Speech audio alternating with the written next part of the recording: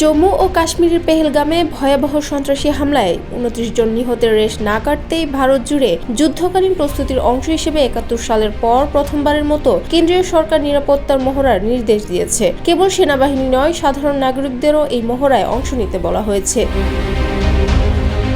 ভারতের স্বরাষ্ট্র মন্ত্রণালয়ের সূত্রে পিটিআই ও এনডিটিভি জানিয়েছে, মঙ্গলবার এক নির্দেশনায় রাজ্যগুলোর পুলিশ, প্রশাসন ও সিভিল ডিফেন্স ইউনিটকে যুদ্ধ পরিস্থিতি মোকাবেলায় ব্যাপক প্রস্তুতির অংশ হিসেবে ব্ল্যাকআউট মহড়া, আত্মরক্ষামূলক প্রশিক্ষণ এবং সরিয়ে নেওয়ার পরিকল্পনা বাস্তবায়নের কথা বলা হয়েছে।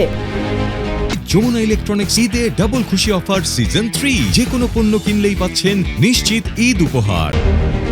সোমবার ভারতের স্বরাষ্ট্র মন্ত্রণালয় পুলিশ প্রশাসনকে নির্দেশ দিয়েছে, যুদ্ধকালীন পরিস্থিতি তৈরি হলে কি করণীয় সে বিষয়ে প্রশিক্ষণ দিতে হবে।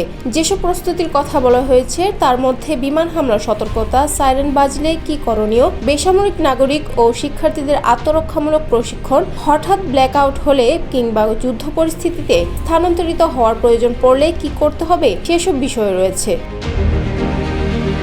এছাড়া গুরুত্বপূর্ণ স্থাপনাগুলোর নিরাপত্তার ব্যবস্থা নেওয়া, মানুষকে সরিয়ে নেওয়ার পরিকল্পনা, হালনাগাদ ও অনুশীলন, রাজ্যগুলোর সিভিল ডিফেন্সের ও উদ্ধার কাজ সংক্রান্ত মহড়াও এতে অন্তর্ভুক্ত রয়েছে। এরই মধ্যে ভারতের পাঞ্জাবের ফিরোজাবাদে গত সপ্তাহের রাতে ক্যান্টনমেন্ট এলাকায় ৮ ঘন্টার ব্ল্যাকআউট মহড়া হয়েছে।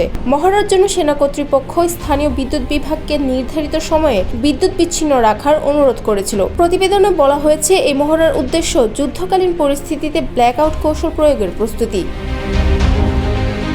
সবকিছু মূলত শুরু হয় কাশ্মীরের পেহেলগামে পর্যটকদের ওপর বন্দুকধারীদের হামলার পর। ভারত সরাসরি পাকিস্তানকে দায়ী করলে উত্তেজনা চরমে পৌঁছায়। গত ১২ রাত ধরে নিয়ন্ত্রণ রেখা বরাবর গোলাগুলিতে প্রাণহানির ঘটনা ঘটেছে। দুই দেশই শুরু করেছে সামরিক শক্তি প্রদর্শন।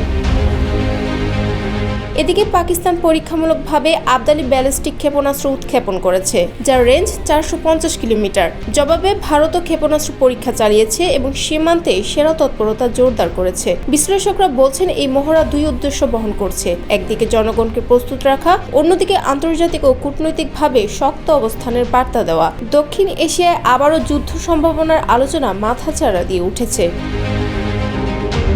সীমান্তের টানা উত্তেজনা, কূটনৈতিক অবনতি ও সামরিক তৎপরতার মধ্যে ভারতের এমন সিদ্ধান্ত শুধু এক মহড়াই নয়, এটি দক্ষিণ এশিয়ার ভূরাজনীতিকে এক নতুন পর্বের সূচনা, যেখানে যুদ্ধের শব্দ হয়তো এখনো হয়নি, তবে প্রস্তুতি শুরু হয়ে গেছে।